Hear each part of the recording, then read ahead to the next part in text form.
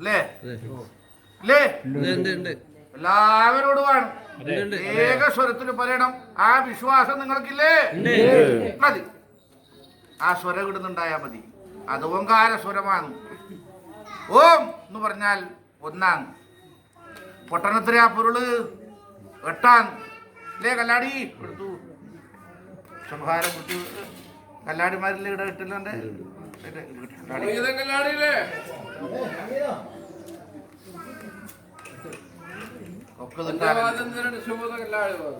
എന്റെ കല്ലാടിക്ക് ബാലകാലത്ത് നീ ഇവിടെ വന്നതാ. നിനക്കത് കൺകൂടൊക്കെ കാണാനുള്ള ഭാഗ്യം ഞാൻ ഉണ്ടാക്കിട്ട് എടുത്തു. എത്രയാ പൊട്ടന് പൊരുള്?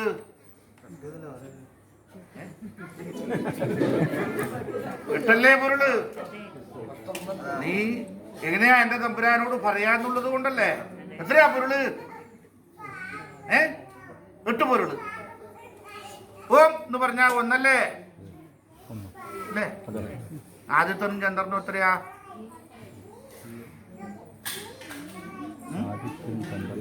ആദിത്യനും എത്രയാ? മൂർത്തികളോ വേദങ്ങളോ 5 ഉണ്ടായിട്ടില്ലേ? പഞ്ചാനനം ബൽഭദളെന്നല്ലേ പറഞ്ഞത്? ബ്രഹ്മാവിനെത്രയാ തല? ആരാ പറഞ്ഞത്? പഞ്ചാനനം പത്മദളെന്ന ബ്രഹ്മാവിന് 5 ശിരസാ ഉണ്ടായിരുന്നു. അകമ്പടി ചിന്തിച്ചു നോക്കിയില്ലേടാ?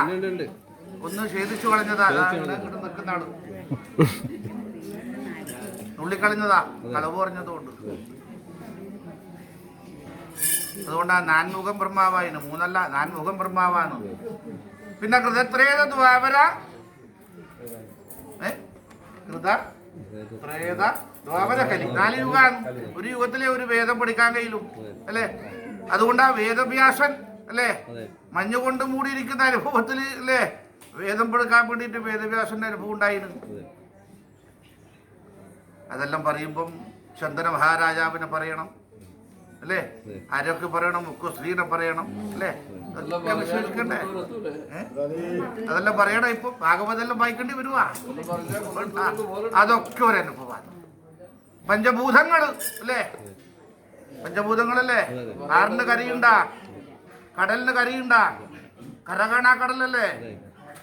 സ്വരങ്ങൾ എത്രയാ? ബാലകന്മാരോ? അഷ്ടദിക്ക് ബാലകന്മാർ.